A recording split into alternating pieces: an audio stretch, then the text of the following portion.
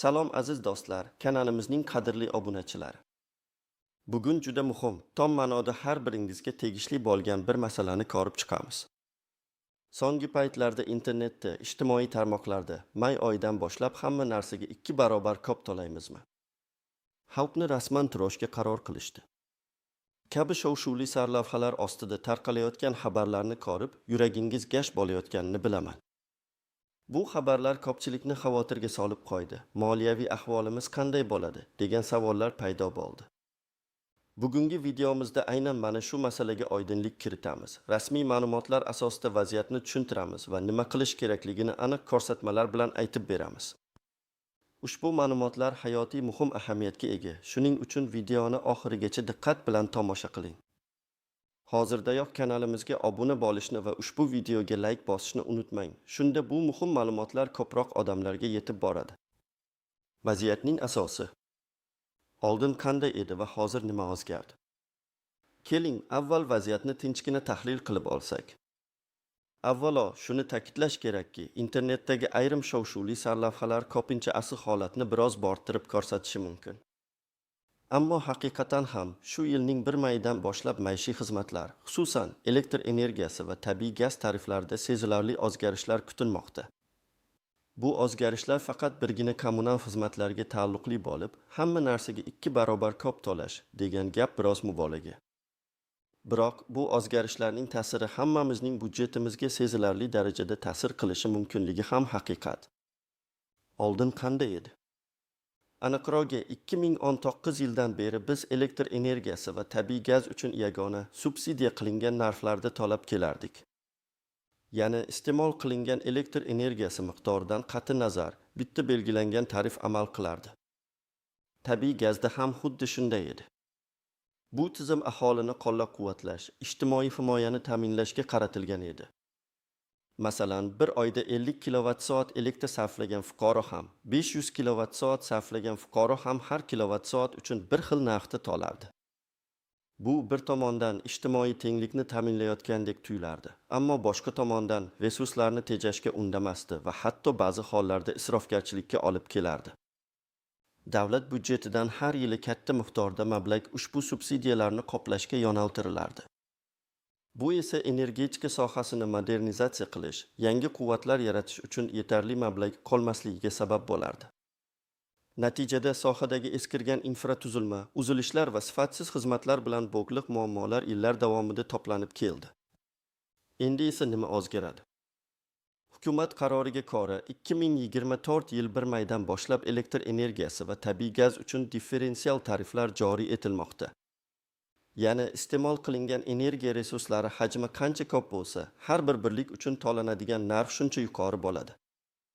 Bu tizimning asosiy maqsadi aholini resurslarni tejashga undash, ulardan oqilona foydalanishni rag'batlantirish, shuningdek, energetika sohasi uchun bozor tamoyillari asosida barqaror moliyalashtirish manbasini yaratishdir. Oddiy qilib aytganda, kam iste'mol qilgan kamroq to'laydi, ko'p iste'mol qilgan ko'proq to'laydi. Bu bir qarashda odamlarni xavotirga solishi tabiiy, chunki ko'proq to'lash degan tushuncha har doim noxush tuyuladi. Lekin bu tizimda aniq chegaralar va imtiyozlar mavjud, ularni bilish muhim. Asosiy o'zgarish bu iste'mol hajmini monitoring qilish va unga qarab to'lovlarni belgilashdir. Oldin shunchaki hisoblagich ko'rsatkichiga qarab umumiy narxda to'lagan bo'lsak, endi u ko'rsatkich ma'lum bir miqdordan oshsa, narx ham avtomatik ravishda oshib boradi. Bu tizim dunyoning ko'plab rivojlangan mamlakatlarida amalda bo'lib, energiya samaradorligini oshirish va ekologik barqarorlikni ta'minlashga xizmat qiladi. Batafsil tahlil, nimalarni bilishingiz kerak, kimlar xavotirlanishi kerak va kimlar yo'q. Keling, endi ushbu differensial tariflar tizimini batafsil tahlil qilib chiqamiz. Bu sizning shaxsiy yoki oilaviy budjetingizga qanday ta'sir qilishini tushunish uchun juda muhim. Elektr energiyasi uchun yangi tariflar. Avvallari jismoniy shaxslar uchun elektr energiyasi narxi 1 kilovatt-soat uchun 295 so'm edi. Yangi tizimga ko'ra iste'mol hajmi quyidagicha toifalanadi. 1. Bir oylik iste'mol 200 kilovatt-soatgacha. Bu chegara ichida iste'mol qilgan har 1 kilovatt-soat uchun narx 450 so'm etib belgilanadi. 2. Bir oylik iste'mol 201 kilovatt-soatdan 1000 kilovatt-soatgacha. Bu hajmdagi iste'mol uchun har 1 kilovatt-soat 900 so'mga teng bo'ladi. 3. Bir oylik iste'mol 1001 kilovatt-soatdan 5000 kilovatt-soatgacha. Ushbu kategoriya uchun har 1 kilovatt-soat 1350 so'm turadi. 4. Bir oylik iste'mol 5001 kilovatt-soatdan yuqori. Bu eng yuqori chegara bo'lib, har 1 kilovatt-soat 1650 so'm etib belgilanadi. Diqqat qiling, bu tariflar bir-biriga qo'shilib boradi. Ya'ni agar siz 250 kilovatt-soat elektr iste'mol qilsangiz, birinchi 200 kilovatt-soatni 450 so'mdan, qolgan 50 kilovatt-soatni esa 900 so'mdan to'laysiz. Bu muhim nuqta. Misollar bilan tushuntirish. Misol 1. Kam iste'molchi oila. Odatda bir xonali kvartirada yashovchi, ikkita kishidan iborat kichik oila asosan yoritish, muzlatkich, televizor va ba'zida kir yuvish mashinasidan foydalanib, oyiga o'rtacha 150 kilovatt-soat elektr energiyasi iste'mol qiladi. Oldin 150 soat 295 so'm 44 250 so'm. Endi 150 soat 450 so'm 67 500 so'm. Bu oila uchun to'lov 23 250 so'mga, taxminan 52 oshgan bo'ladi. Bu oila nisbatan kam iste'mol qilganligi sababli faqat birinchi tarif darajasiga tushadi va 2 barobar ko'payadi degan gap bu oilaga to'g'ri kelmaydi, lekin sezilarli o'zgarish baribir mavjud. Bunday oilalar asosan yengil xavotirga tushishi mumkin, ammo katta moliyaviy zarba kutmasligi kerak. Misol 2. O'rtacha iste'molchi oila. 3-4 kishilik oila 3 xonali kvartirada yashaydi. Konditsioner faqat yozda, elektr choynak, kompyuter kabi asboblardan faol foydalanadi. Oyiga o'rtacha 300 kilovatt-soat elektr energiyasi iste'mol qiladi. Oldin 300 kWh 295 so'm 88 500 so'm. Endi birinchi 200 kWh 200 450 so'm 90 so'm. Keyingi 100 kWh 201 300 oraligi 109 100 so'm 90 so'm. Jami 90 180 so'm. Bu oila uchun to'lov 91 500 so'mga, taxminan 103 oshgan bo'ladi. Mana shu yerda 2 barobar ko'payadi degan gapga yaqinlashyapmiz. Bu oila xavotirlanishi kerak bo'lgan guruhga kiradi va o'z iste'molini qayta ko'rib chiqishi talab etiladi. Ayniqsa yozning issiq kunlarida konditsionerlardan faol foydalanganda iste'mol bu miqdordan ham oshib ketishi mumkin. Misol 3. Yuqori iste'molchi oila. Katta xonadonda yashovchi, ko'p bolali oila, elektr isitgichlar, bir nechta konditsioner, elektr pech, sauna kabi ko'p quvvat talab qiladigan texnikalardan foydalanadi. Oyiga o'rtacha 1200 kilovatt-soat elektr iste'mol qiladi. Oldin 1200 kWh 295 so'm 354 so'm. Endi birinchi 200 kWh 200 450 so'm 90 so'm. Keyingi 800 kWh 201 1000 oraligi 800 900 so'm 720 so'm. Keyingi 200 kWh 1001 5000 oraligi 201 350 so'm 270 so'm. Jami 90 720 270 108 so'm. Bu oila uchun to'lov 726 so'mga, taxminan 205 oshgan bo'ladi. Bu guruhga kiruvchi iste'molchilar uchun to'lovlar haqiqatan ham 2 barobardan ham ko'proq oshishi mumkin. Ular uchun bu masala jiddiy muammo hisoblanadi va ular o'z iste'mol odatlarini tubdan o'zgartirishlari shart. Kimlar xavotirlanishi kerak? Yuqoridagi misollardan ko'rinib turibdiki, oyiga 200 kilovatt-soatdan ko'proq elektr energiyasi iste'mol qiladigan oilalar xavotirlanishi kerak. Ayniqsa eski usulda qurilgan uylarda yashovchilar, ko'p elektr jihozlaridan foydalanuvchilar, elektr isitish tizimlari yoki elektr pechlar ishlatuvchilar uchun xarajatlar sezilarli darajada oshadi. Bizning sharoitimizda, ayniqsa qishda elektr isitgichlardan, yozda konditsionerlardan faol foydalanadiganlar albatta o'z byudjetlarini qayta ko'rib chiqishlari kerak bo'ladi. Bu o'zgarishlar faqatgina jismoniy shaxslarga emas, balki elektr energiyasidan katta hajmlarda foydalanadigan yakka tartibdagi tadbirkorlar va kichik biznes subyektlariga ham ta'sir qilishi mumkin. Garchi ularning tariflari boshqa bo'lsa ham, iste'mol hajmining oshishi ularning xarajatlarini ko'paytiradi. Kimlar xavotirlanishi shart emas yoki kamroq xavotirlanishi mumkin. Oyiga 200 kilovatt-soatdan kam elektr energiyasi iste'mol qiladigan oilalar uchun xarajatlar unchalik keskin oshmaydi, ammo baribir oldingiga nisbatan ko'proq to'lashga to'g'ri keladi. Bu toifa asosan energiya tejaydigan uskunalar ishlatadigan, iste'molini nazorat qiladigan va ortiqcha xarajatlardan qochadigan oilalardir. Shuningdek, markazlashgan isitish tizimiga ega bo'lgan va elektr isitgichlardan foydalanmaydigan kvartiralar ham bu toifaga kiradi. Tabiiy gaz uchun yangi tariflar. Tabiiy gaz tariflari ham xuddi shunday differensial tizim asosida o'zgaradi. Avvallari jismoniy shaxslar uchun 1 kub metr gaz narxi 380 so'm edi. Yangi tizimda esa 1. Bir oylik iste'mol 500 kub metrgacha. Bu chegara ichida har bir kub metr gaz uchun 650 so'm to'lanadi. 2.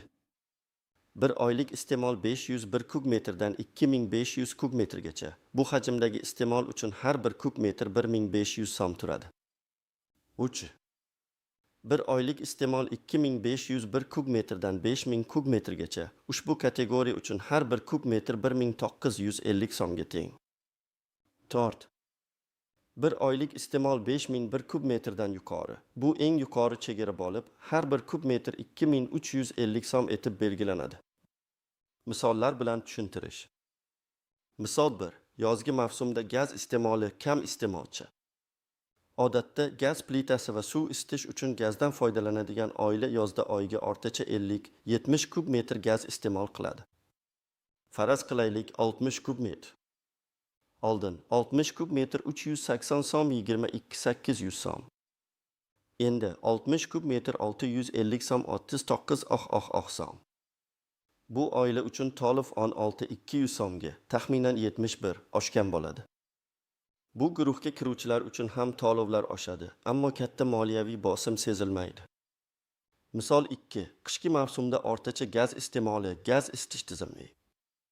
Markazlashgan gaz isitish tizimi orqali isitiladigan standart xonadon 3 xona qishda oyiga o'rtacha 600 kub metr gaz iste'mol qiladi. Oldin 600 kub metr 380 so'm 228 so'm. Endi birinchi 500 kub metr 500 650 so'm 325 so'm. Keyingi 100 kub metr 501 2500 oraligi 101 so'm 150 so'm. Jami 325 150 475 so'm. Bu oila uchun to'lov 247 so'mga, taxminan 108 oshgan bo'ladi. Bu guruhga kiruvchilar ham 2 barobar to'lashga yaqinlashadi. Ayniqsa qishda isitish uchun gazdan foydalanadigan xususiy uy egalari uchun bu juda jiddiy o'zgarish bo'ladi. Ular gaz iste'molini minimallashtirish haqida jiddiy o'ylashlari kerak. Misol 3. Qishki mavsumda yuqori gaz iste'moli katta xususiy uy. Katta xususiy uyda yashovchi, avtonom isitish tizimidan faol foydalanadigan oila qishda oyiga 2800 kub metr gaz iste'mol qiladi. Oldin 2800 kub metr 380 so'm 1 so'm. Endi birinchi 500 kub metr 500 650 so'm 325 so'm. Keyingi 2000 kub metr 501 2500 oraligi 1500 so'm 3 so'm. Keyingi 300 kub metr 2501 5000 oraligi 301 950 so'm 585 so'm. Jami 325 3 585 3910 so'm. Bu oila uchun to'lov 2846 so'mga, taxminan 267 oshgan bo'ladi. Ko'rib turganingizdek, bu guruhdagi iste'molchilar uchun to'lovlar 3 barobardan ham ko'proq oshishi mumkin. Bu xususiy uylarni isitish uchun gazdan foydalanadiganlar uchun katta moliyaviy zarba bo'ladi. Ular shubhasiz xavotirlanishi kerak va muqobil isitish usullarini ko'rib chiqishi, uylarning energiya samaradorligini oshirishi zarur. Ushbu misollardan kelib chiqib, shuni aytish mumkinki, xalqni do'zaxga tashlashdi kabi gaplar mubolag'a bo'lsa ham, differensial tariflar joriy etilishi jiddiy masaladir. Ayniqsa yuqori iste'molchilarga ta'siri juda katta bo'ladi. Bu o'zgarishlar faqatgina iste'molni tartibga solishga qaratilgan emas, balki davlatning energetika sohasidagi og'ir yukini kamaytirishga, infratuzilmani yangilashga va resurslarimizni kelajak avlodlar uchun saqlashga xizmat qiladi. Istisnolar, nozik jihatlar va yashirin tuzoqlar.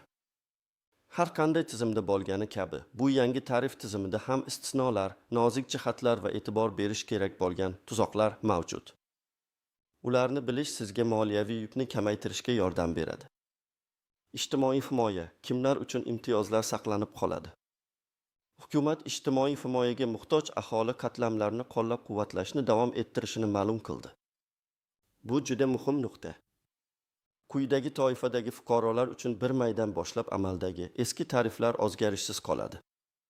1. Ijtimoiy himoya yagona reyestri axborot tizimi orqali ro'yxatga olingan kam ta'minlangan oilalar. Bu reyestrga kirgan oilalar avtomatik ravishda eski narxlarda elektr va gaz to'lovlarini amalga oshirishlari mumkin. 2. Bolalikdan nogironligi bo'lgan shaxslar, shuningdek 1941-1945 yillardagi urush nogironlari va qatnashchilari, urush faxriylari va ularga tenglashtirilgan shaxslar. Bu toifadagi fuqarolar ham imtiyozli tariflardan foydalanishda davom etadilar. 3. Chernobil AESdagi avariya oqibatlarini bartaraf etishda qatnashgan fuqarolar. 4. Yadro poligonlari va boshqa radiatsiyaviy yadro obyektlarida harbiy xizmatni o'taganlar. Bu imtiyozlar faqat jismoniy shaxslarga tegishli bo'lib, ular ushbu imtiyozlardan foydalanishda davom etadilar, ya'ni ularga yuqorida aytilgan differensial tariflar qo'llanilmaydi. Bu imtiyozlardan qanday foydalanish mumkin? Agar siz yuqoridagi toifalardan biriga kiruvchi fuqaro bo'lsangiz va ijtimoiy himoya yagona reyestriga kiritilgan bo'lsangiz, sizga hech qanday qo'shimcha harakat qilish talab etilmaydi. Tizim avtomatik ravishda sizni imtiyozli ro'yxatga kiritadi va siz eski, pastroq tariflarda to'lovlarni amalga oshiraverasiz. Agar siz imtiyozga ega bo'lsangiz-u, lekin reyestrda yo'q bo'lsangiz, zudlik bilan mahalla va oilani qo'llab-quvvatlash bo'limi yoki xalq qabulxonasiga murojaat qilishingiz kerak. U yerda sizga qanday hujjatlar kerakligi va qanday tartibda ro'yxatga kirishingiz mumkinligi haqida batafsil ma'lumot berishadi.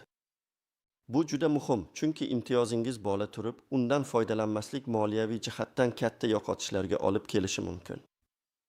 Yashirin tuzoqlar va noaniq holatlar. 1. Yashirin iste'molchilar ba'zi hollarda xonadon egalari qo'shnilardan yoki uzoq qarindoshlardan elektr yoki gazdan qo'shilish iltimoslarni qabul qilishlari mumkin. Yangi tizimda bu juda qimmatga tushishi mumkin. Masalan, sizning oilangiz o'rtacha 250 kut soat iste'mol qilsa va sizga qo'shningiz yana 100 kut soatga ulansa, umumiy iste'mol 350 kut soatga yetadi. Natijada sizning bir qism iste'molingiz yuqori tarifda hisoblanadi. Bu esa sizning o'z byudjetingizga ortiqcha yuk bo'ladi. Shuning uchun bunday holatlardan qochish yoki ularni qayta ko'rib chiqish tavsiya etiladi. 2. Eski usulda qurilgan uylar va energiya samaradorligi. Ko'plab eski binolar va xususiy uylar energiya tejash standartlariga javob bermaydi. Eshik-romlar orqali issiqlik yo'qotishlari, devorlarning izolyatsiya qilinmaganligi, markazlashtirilmagan isitish tizimlari tufayli bunday uylarda energiya iste'moli yangi uylarga nisbatan sezilarli darajada yuqori bo'ladi. Bunday uylarning egalari eng ko'p zarar ko'rishi mumkin.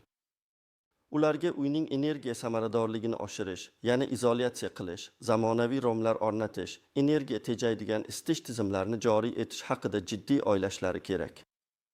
3. Smart hisoblagichlar va avtomatik o'qish. Hozirgi kunda aksariyat xonadonlarda aqlli elektr va gaz hisoblagichlari o'rnatilmoqda. Bu hisoblagichlar har oyning oxirida avtomatik tarzda ko'rsatkichlarni uzatadi. Bu esa to'lovlarni o'z vaqtida va aniq hisoblash imkonini beradi. Biroq, agar hisoblagichingizda nosozlik bo'lsa yoki u eskigan bo'lsa, noto'g'ri ko'rsatkichlar tufayli ortiqcha to'lovlar yoki aksincha kam to'lovlar keyinchalik jarimalarga olib kelishi mumkin. Har doim o'z hisoblagichingizning ishini kuzatib boring va agar shubhali holatlar bo'lsa, darhol tegishli tashkilotlarga murojaat qiling. 4. Mavsumiy o'zgarishlar. Elektr va gaz iste'moli mavsumga qarab keskin o'zgaradi. Masalan, yozda konditsionerlar tufayli elektr iste'moli, qishda esa isitish tizimlari tufayli gaz iste'moli oshadi. Differensial tariflar aynan shu mavsumiy yuklamalarga eng katta ta'sir ko'rsatadi. Bu yozda elektr uchun, qishda esa gaz uchun katta miqdorda to'lovlarni kutishimiz kerakligini anglatadi. Shuning uchun budjetni rejalashtirishda bu omillarni hisobga olish juda muhimdir. 5. Yangi texnologiyalar va qayta tiklanuvchi energiya manbalari. Agar siz xususiy uyda yashasangiz va quyosh panellari kabi qayta tiklanuvchi energiya manbalarini o'rnatgan bo'lsangiz, sizning elektr energiyasi iste'molingiz sezilarli darajada kamayadi va natijada yangi tariflar sizga kamroq ta'sir qiladi. Hukumat ham qayta tiklanuvchi energiya manbalarini o'rnatishga rag'batlantiruvchi dasturlarni taklif etmoqda. Bu imkoniyatlarni o'rganish va o'z uyingizda joriy etish haqida o'ylash uchun ayni vaqti. Bu uzoq muddatda sezilarli darajada tejash imkonini beradi. Xulosa qilib aytganda, yangi tarif tizimining murakkabliklarini tushunish va o'z iste'mol odatlaringizni tahlil qilish juda muhim. Bu faqatgina moliyaviy masalada emas, balki atrof muhitga bo'lgan munosabatimizda ham muhim rol o'ynaydi, chunki resurslarni tejash ekologik muammolarni hal qilishga yordam beradi. Amaliy maslahatlar. Tomoshabin nima qilish kerak?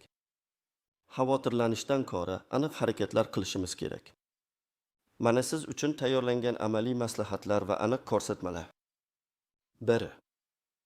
O'zingizning iste'molingizni tahlil qiling va hisoblang.